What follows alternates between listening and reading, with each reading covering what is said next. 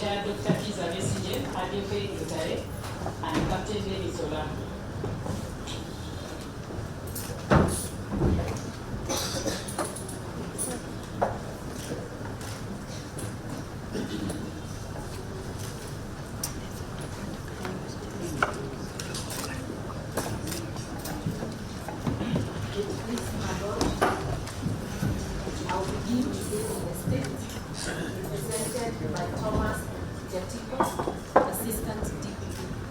That's true, my lord.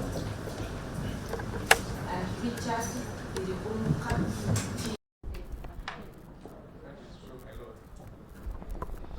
For A1 and A2, Amapa Karua Senior Council, together with areas Wago,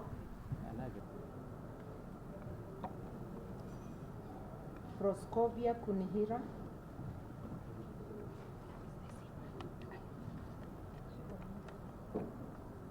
Ivan Bowe,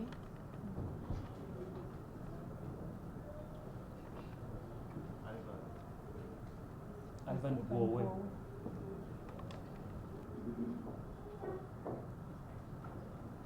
Katotu Musime, and Kakuru Tumusime.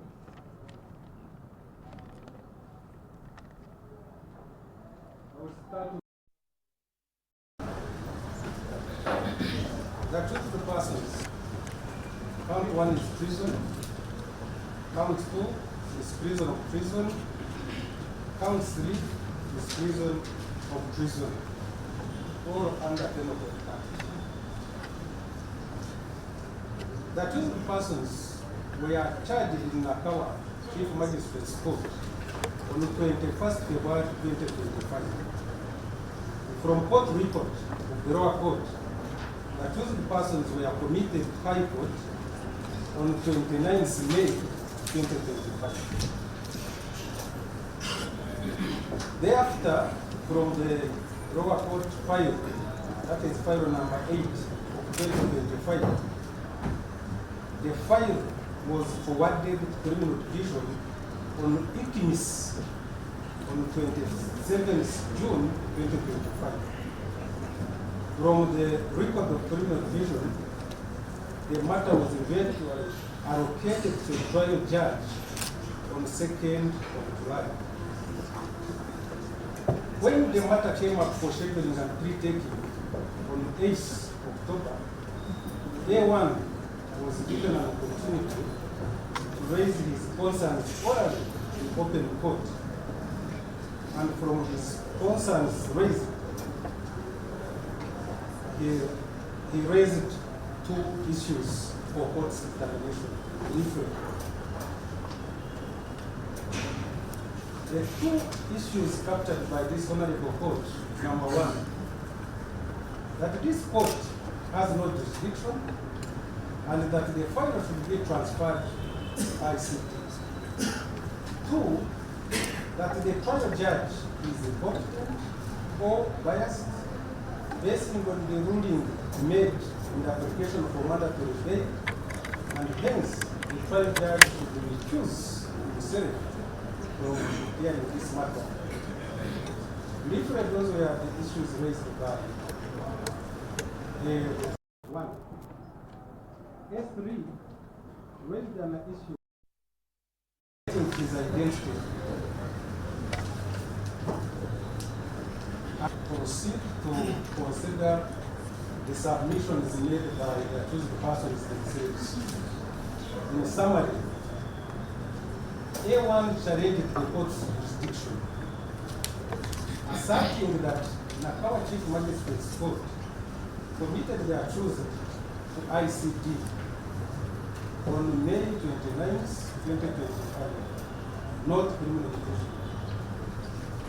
A1 wondered why they were in criminal division.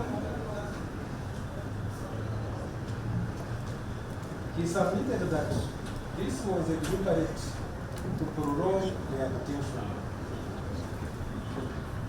The accused further stated that they have since filed a formal complaint Judicial Service Commission seeking removal of the trial judge from the office of the judge. A1 prayed that original file number 8 of 2025 from Nakawa, which is now session number 335 of 2025, transferred to International Crimes Division. Issue number 2, that the trial judge is incompetent or biased, basing on the ruling made in application for mandatory bail, and hence the trial judge should recuse himself.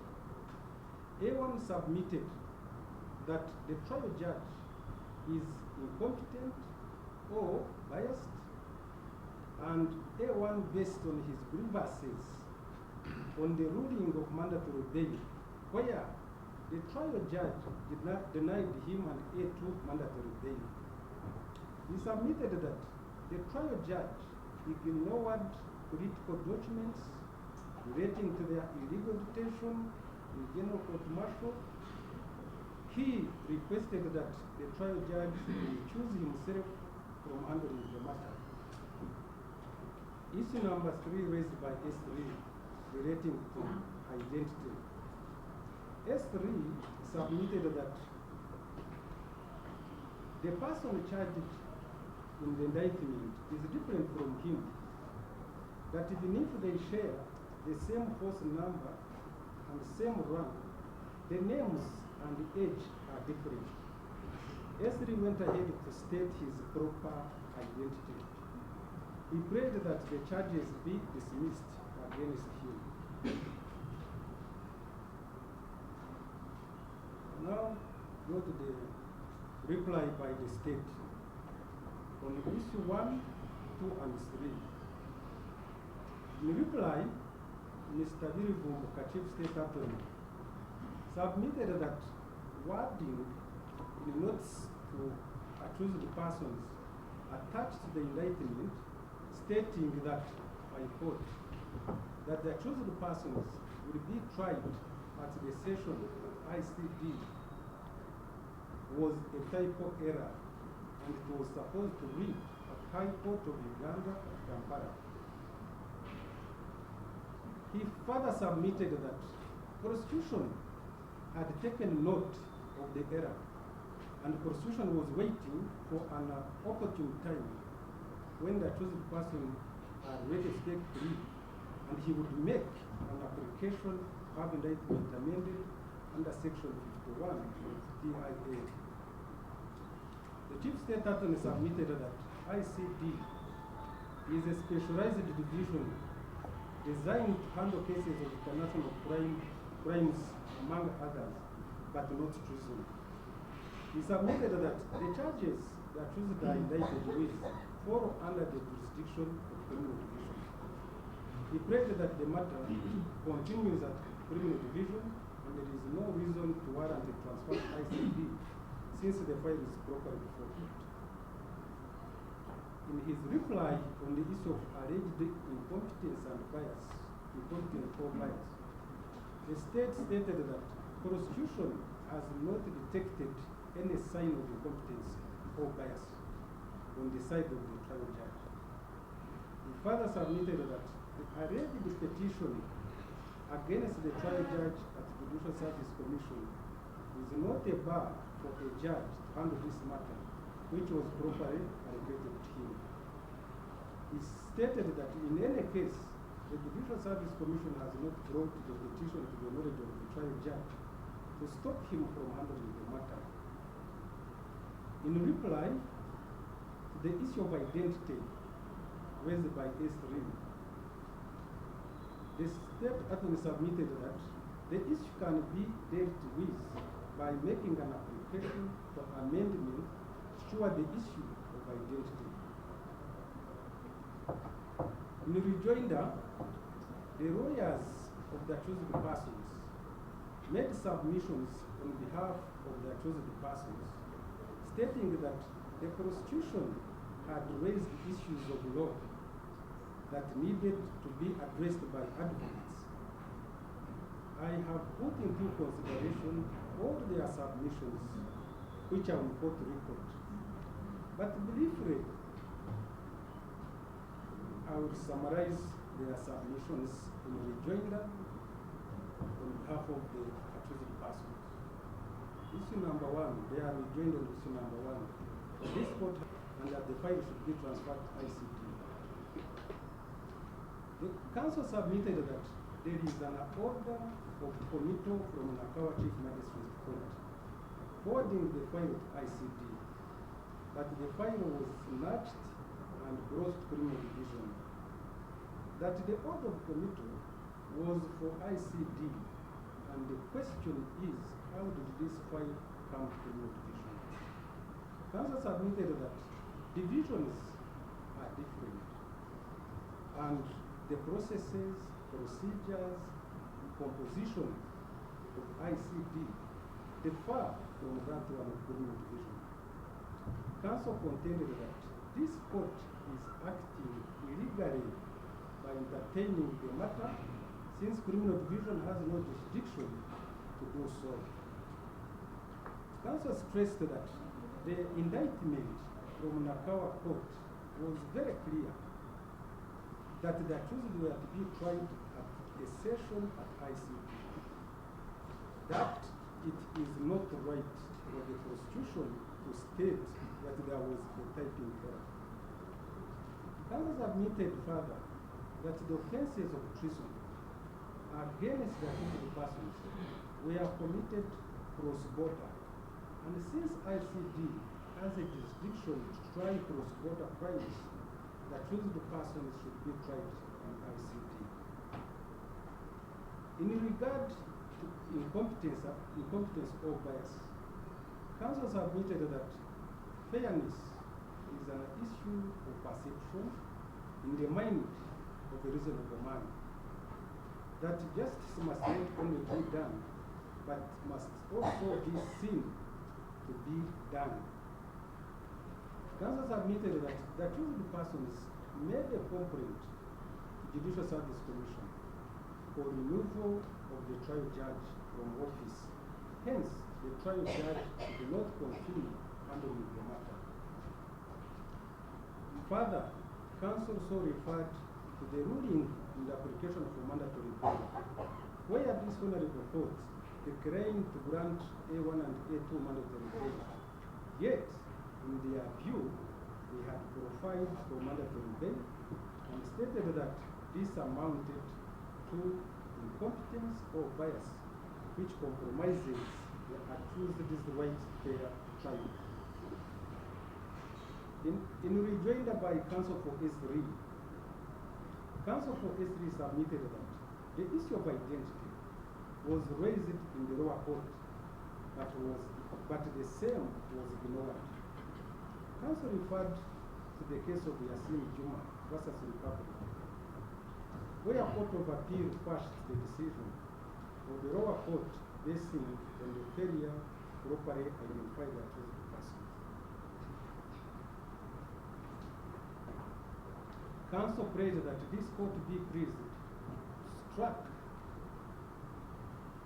S3 of the indictment and order for the immediate release.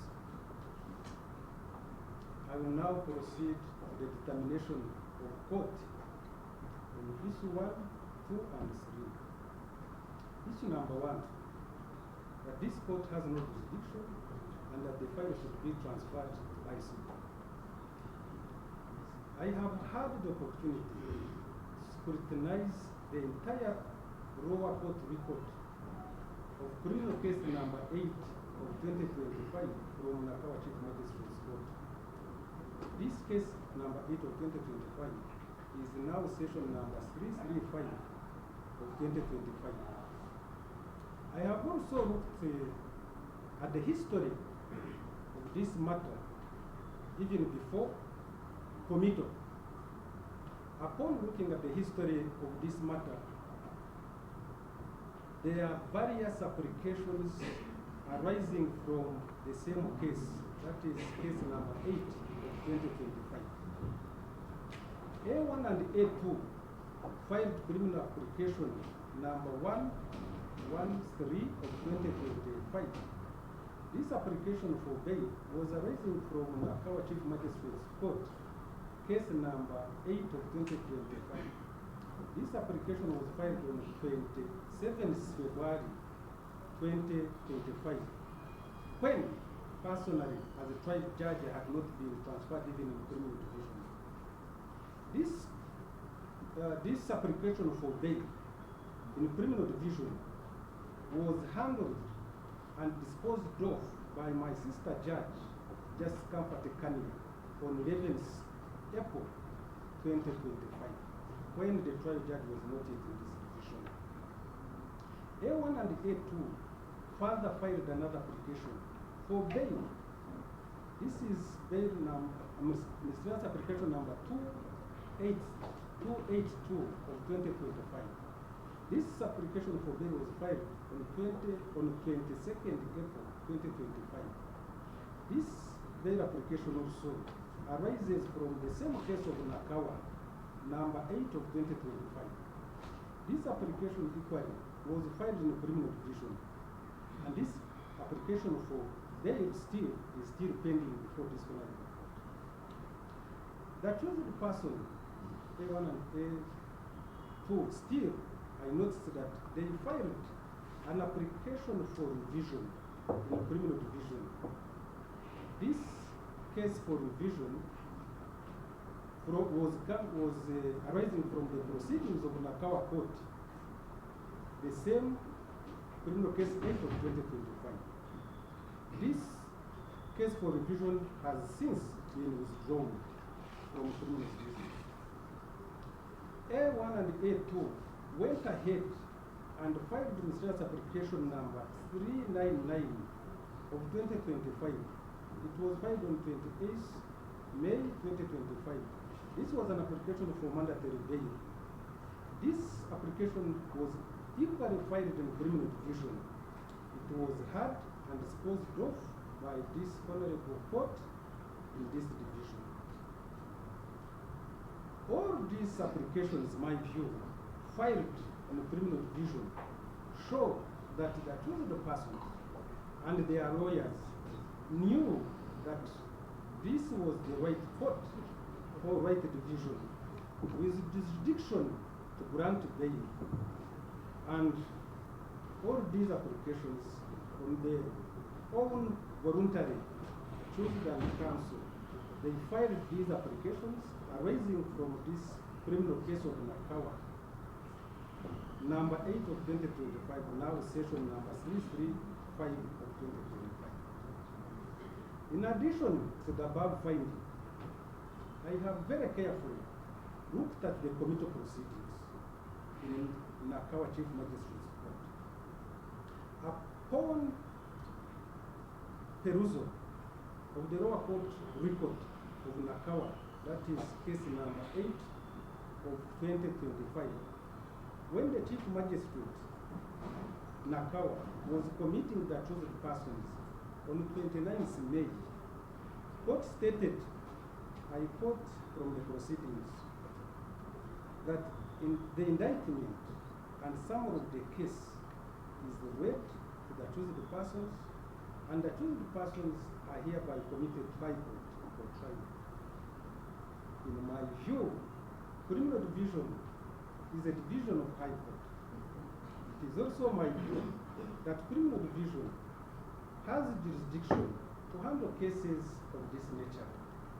The lower court record also shows that criminal case number 8 of 2025 was forwarded on ICMIS on 27th June. And when this file was forwarded on ICMIS on 27th June, the file was officially allocated to the trial judge on 2nd July. Further, the Chief Magistrate Nakawa, according to the court record, the Chief Magistrate Nakawa wrote a forwarding letter to the Deputy Registrar Criminal Division. This letter is dated 15th July. It is available on court record. This physical letter was forwarding the physical file number 8 of 2025 Criminal Division. All these developments show that criminal case number 8 of 2025, now session number 335 of 2025, was properly forwarded to criminal division after committal. This court is not aware of any registration number of the same case at the registry of ICD. Or court is also not aware of any other forwarding letter from the lower court to the registrar ICD. This has been claimed by accused and their lawyer to suggest that there are other documents forwarding the file to ICD. But if any, there is no document that was provided to this honorable court to show that the same case number had been forwarded to ICD and registered to ICD. Also to mention that the accused persons are charged with offenses of treason and misprision of treason. This division, criminal division, has jurisdiction to try the same and has been handling other similar cases in the division. It was my considered view that the turnaround by the accused persons to allege that criminal division of the High Court hijacked the file from ICD and of which it lacks jurisdiction to try this matter is a mere afterthought and a deliberate move which I cannot at this stage tell the reason. So in the view of the bar, I find that this file number 8 of 2025, now session number 335 of 2025, and the accused persons are properly before the right court. I will now go to the issue of the trial that the trial judge is promised he should recuse from the trial. I will proceed to consider the issue of incompetency and bias and subsequent request for recusal by accused persons. I have looked at the grounds for recusal in the practice directions. I've put them down. I have looked at other authorities for recusal and the tests in those cases. The same are provided here. But I will now proceed to this instant case. The basis for allegations of incompetency or bias stems from the ruling in an application for mandatory bail. That was application number 399 of 2025, where it is alleged that court ignored political documents in relation to A1 and A2's illegal detention in the general court martial and denied the mandatory bail to the accused persons. It is my considered view that the application for mandatory bail, which was referred to, was considered on its own merit, based on the facts and the law relating to mandatory bail. The accused persons cannot use the decision of the court for denial of mandatory bail to impute incompetence or bias on the side of the judge. In any case, throughout my practice as a judicial officer, a court can deny bail today on circumstances at the time, but grant bail at any stage at a later stage. So, denial of bail, the first trial of denial of bail, doesn't mean incompetency or bias or that the judge will never grant bail. It is not proper for litigants to use decisions which are not in their favor to make false allegations of incompetence and bias. Where parties get decisions that are not in their favor, like it was in the application for mandatory bail, the remedy and procedure of challenging such decisions are provided for under the law. But it's not fair to hide under allegations of incompetence or bias.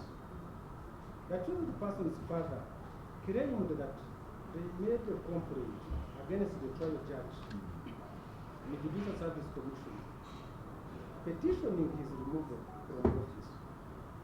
It is my view that the said complaint lodged with Judicial Service Commission is not a bar or a stay of proceedings or cannot be used for recusal. Whoever wants to prevent a judicial officer from hearing a certain case would simply lodge a complaint with the Judicial Service Commission, which will cause absurdity. I do not find any ground for recusal based on allegations of incompetence or bias. It should be noted that this court is a temple of justice, which upholds the constitutional principles of fair trial and natural justice as provided for under Article 28 of the Constitution. There is no way whatsoever this court can bypass the constitutional provisions and undermine the rights of the accused persons to a fair trial. This fair trial, indeed, as submitted by the lawyers, it is provided under the Constitution, and this court is supposed to uphold such a provision. I'll now go to issue number 3, which was raised by S3. This is an issue of identity. That he is not the person indicting him. That though they have the same force number and rank, the names and age are different. It is my view that this issue can be sorted out during scheduling before pre-taking, but not at this stage of main applications. In the final result, this court makes the following orders. 1. The application by the accused persons to transfer the file to ICD for lack of jurisdiction is dismissed. The application for recusal based on incompetence and bias is also dismissed. The issue of identity for S3 will be sorted out during scheduling before pre-taking. 4. I direct that this main case be fixed for scheduling and pre-taking